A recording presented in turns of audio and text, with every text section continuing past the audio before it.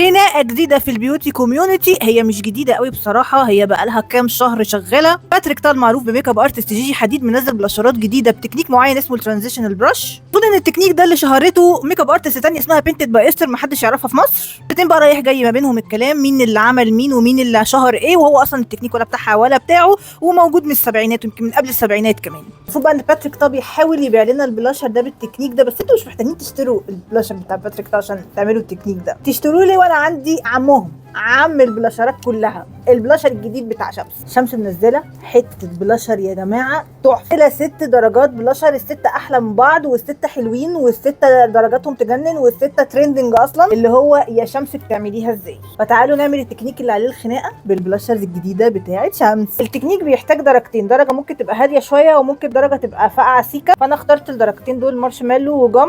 اول حاجه درجه مارشميلو هنحطها على ايدنا بالشكل ده، فرشه فلافي وهنملاها بالبلاشر.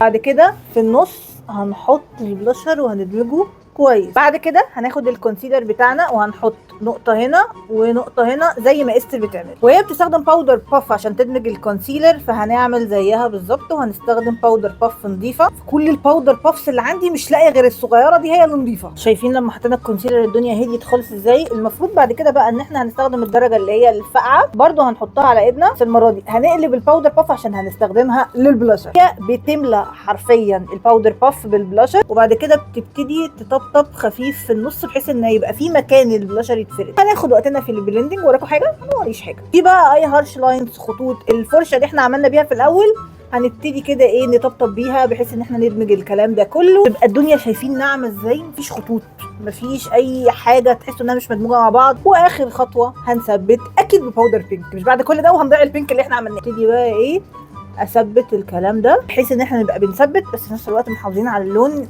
التحفه اللي معمول ده. وده كده يا جماعه بكل بساطه تكنيك الترانزيشن بروش. انا عن نفسي عاجبني، واللي عاجبني اكتر سيبوكوا بقى من الخناقه اللي بين باتريك تاو واستر دي، الناس دي اصلا مش معانا. البلاشرز بتاعت شمس يخرب بيت الجمال، يخرب بيت البيجمنت، يخرب بيت الدرجات. اشوف واحده فيكم بتقول لي اصل انا عايزه اجيب بلاشر كريمي ومش لاقيه هنا في مصر، شجعي بنت بلدك. الدرجات تحفه، الباكجينج تحفه، البرزنتيشن تحفه، جاي ال6 درجات بيجوا في الباوتش السكر دي، كل ده وسعرهم لما سمعته انا صدمت بجد، انا صدمت. ايه الاسعار دي بجد؟ سواء هتعملوا التكنيك ده او اي تكنيك بلاشر تاني وعايزين براند منزله فرايتي حلوه في البلاشر، درجات بينك موجوده، درجات على كافي موجوده، درجات على بيتشي موجوده. شمس عامله بجد 6 درجات تحفه، اتمنى انك تزودي فيهم. عايزه بقى درجات بولد اللي هي هوت بينك واحمر وبيربل، انا عايزاها بالفورمولا دي يا شمس بجد. سيبوا لشمس تحت في الكومنتات، وانا متاكده ان هي هتشوف الكومنتات ان احنا عايزين درجات جريئه اكتر عشان تعملها لنا.